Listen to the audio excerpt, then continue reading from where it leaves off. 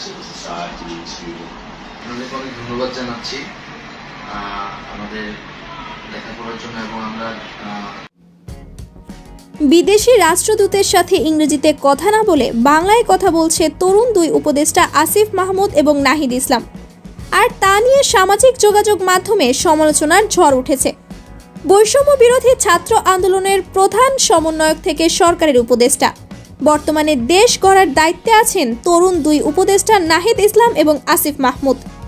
ইতোমধ্যে দায়িত্ব নিয়ে নিজ নিজ জায়গা থেকে কাজ শুরু করে দিয়েছে তারা দুজনে। সম্প্রতি বিদেশি রাষ্ট্রদূতদের সাথে আলোচনায় বসেছিল উপদেষ্টা আসিফ মাহমুদ এবং নাহিদ ইসলাম। এক ভিডিওতে দেখা যায় দেশের বিভিন্ন বিষয় নিয়ে কথা বলছেন বিদেশি রাষ্ট্রদূতেরা। তার একটু পরেই রাষ্ট্রদূতদের ধন্যবাদ দিয়ে বাংলায় বক্তব্য দেওয়া শুরু করেন নাহিদ ইসলাম এবং আসিফ মাহমুদ।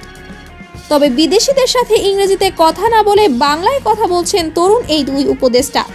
আর বাংলাতে কথা বলাতেই সামাজিক যোগাযোগ মাধ্যমে শুরু হয়েছে ট্রল। কেউ কেউ বলছে বাংলাদেশের মাস্টার্স ডিগ্রিতে কি ইংরেজি সাবজেক্টটা চালু করা যায় না, আবার কেউ কেউ বলছে ভালো করে আগে ইংরেজি শিখে এসো। তবে বিশ্বের বিভিন্ন দেশেই কিন্তু সবাই যার যার মাতৃভাষাতেই কথোপকথন করে থাকে। বাংলাদেশের নাহিদ আসিফরাই প্রথম নন যারা নিজের ভাষায় বিদেশিদের সাথে কথা বলছেন।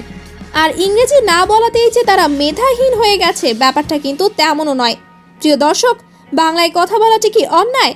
এ ব্যাপারে আপনাদের কি মন্তব্য সেটা অবশ্যই কমেন্ট করে জানাতে ভুলবেন না কিন্তু।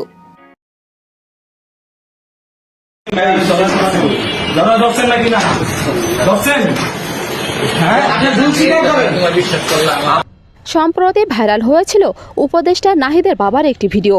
সেখানে দেখা যাচ্ছিল নাহিদের বাবাকে ইফটিজিংয়ের দায়ে কয়েকজন ছাত্র মিলে ঘিরে ধরে তার ভুল স্বীকার করতে বলেন। প্রথমে তিনি তার ভুল স্বীকার না করলে কয়েকজন ছাত্ররা ভালোভাবে বলতে থাকেন। এরপর ছাত্ররা খেপে গিয়ে তাকে পিটুনি দেন। তবে এই ভিডিও ভাইরাল হওয়ার পর হইচই পড়ে যায় নেটপাড়ায়। এরপর ভিডিও সত্যতা যাচাইয়ে তদন্ত করা হয়েছিল।